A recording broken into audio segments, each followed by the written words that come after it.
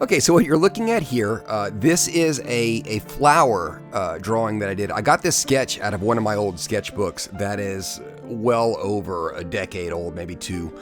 And people on Facebook said they would love to have this to color for themselves. So I redrew it, and that's what you're looking at now.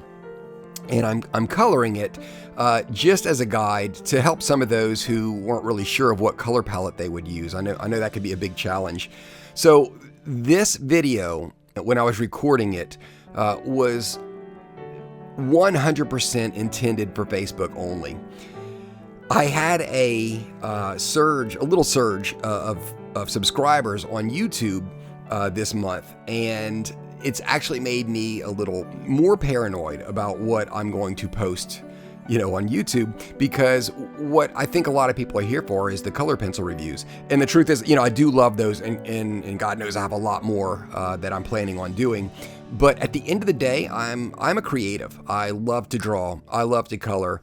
And I absolutely love to encourage those who also like to color and draw and be creative. But I could feel it where people are like, I didn't come here to watch you color a flower. Where's my reviews?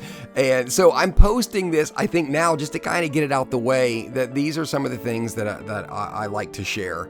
And it's not just, reviews. A lot of it's techniques. A lot of it's things that I've learned along the way. I am by trade, a professional illustrator. This is how I earn my living. Not YouTube, but, designing illustrations and character design. So I enjoy doing these things. I enjoy sharing these things. So I'm posting this to give you more insight of what I love to do. I plan on doing a Blender video. Like when I first set out to do this, even though for Facebook, I was going to talk about the different types of blenders, be it soft, aggressive, or mid-range. And the entire video was going to be on that. But I think I'm going to go more in depth later with more detail on that. I'm going to probably end up making an entire video on blenders.